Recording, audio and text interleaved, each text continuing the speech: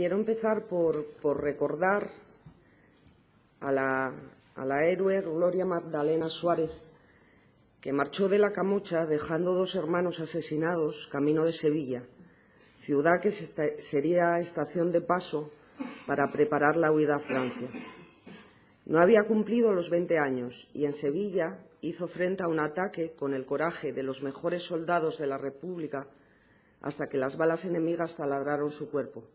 Hasta el diario ABC recogía la noticia del trágico acontecimiento. Era el año 1952.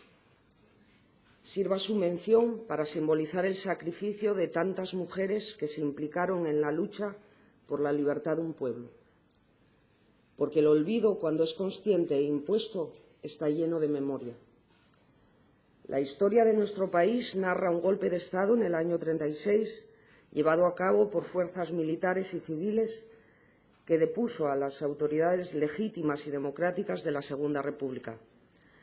La sublevación, apoyada por la Alemania nazi y la Italia fascista, tuvo por objeto desde el primer momento la represión y el exterminio de todas aquellas personas y organizaciones sociales, políticas y culturales contrarias a la ideología que esperaban los golpistas. El levantamiento dio origen a una dictadura que de forma sistemática vulneró los más elementales derechos humanos durante más de 40 años. Personas asesinadas, exiliadas, presas, niñas y niños robados, trabajo esclavo, detenciones, violaciones, torturas. Para comprender la dimensión de la barbarie franquista, que permanece impune, basta citar el siguiente ejemplo. España ocupa el segundo lugar en número de desapariciones forzadas después de Camboya. ¿Puede seguir ignorando un país que se llama democrático tan terrible realidad? Ninguna de las personas que sufrieron esta represión han sido hasta la fecha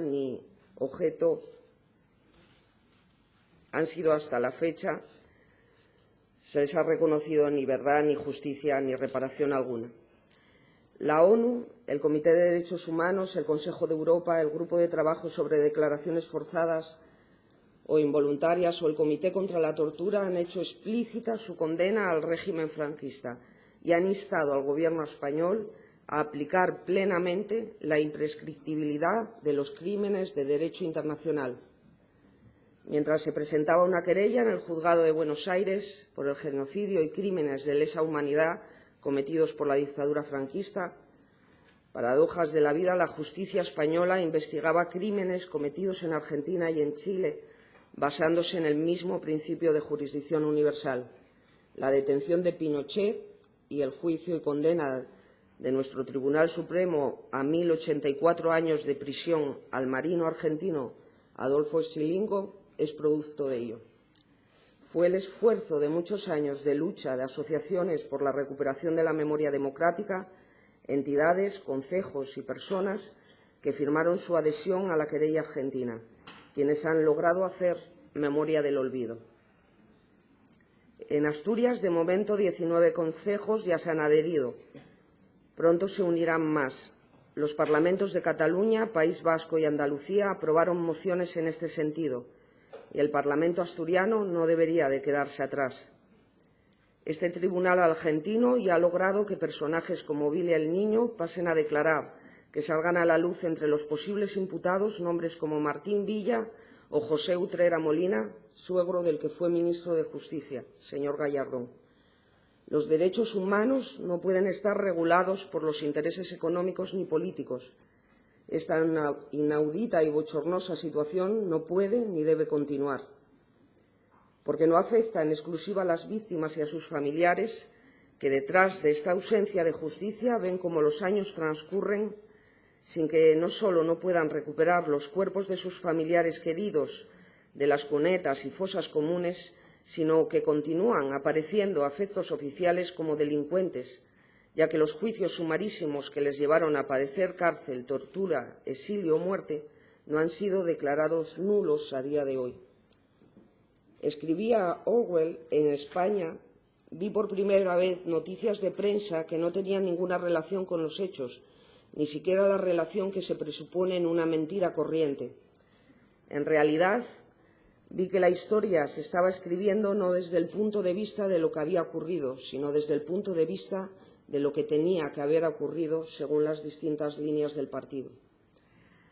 Así que, a todos los efectos prácticos, la mentira se había convertido en verdad. Esta perspectiva me asusta mucho más que las bombas, porque quien controla el pasado controla el futuro. Los privilegiados ya no evocan al fascismo. Hoy quienes amenazan a la democracia dicen hablar en nombre de ella. Estamos acostumbradas a la promulgación de leyes o modificación de las existentes para acomodar la historia presente y futura. La modificación del artículo 135 de la Constitución es un ejemplo. Y por eso la amnesia programada es la antesala de la impunidad. Sin el olvido no podría seguir todo igual. Las redes clientelares se mantienen gracias a ese olvido. La corrupción de hoy es el rastro de las desigualdades y de las élites de ayer. Entre quienes se obstinan en pasar la página de este terrible periodo de nuestra historia, los hay que prolongan vínculos con el régimen de Franco y justifican sus atrocidades. Otros, sin embargo, siempre fueron parte de la oposición antifranquista, más o menos activa. Pero también estos últimos, objetivamente, se hacen cómplices de la injusticia al sostenerla y no enmendarla. Y en este sentido es necesario que se entienda que la justicia es lo contrario de la venganza. Es necesario que no se equipare en un discurso perverso el concepto de justicia al de venganza, pues ello posibilita que se considere el olvido como una de las bases del Estado de Derecho. Ninguna sociedad puede sobrevivir al desconocimiento de su propia historia, por horrible que ésta sea, ya que en ese caso permanece irremediablemente condenada a repetirla. Han sido años de recomposición de un puzzle. Les debemos que todos nos sumemos al grito y al empeño de verdad, justicia y reparación. Por lo anteriormente expuesto, mi grupo parlamentario no se quedará únicamente en la protesta retórica y pretende superar el marco de esta proposición. Podemos Asturias se adhiere a la querella argentina. Algunos aceptan los dictados de la Troika cuando les piden recortes, pero se niegan a cumplir los mandatos de la Comisión Europea cuando les demandan justicia social y reparación a las víctimas del franquismo. Muchas gracias.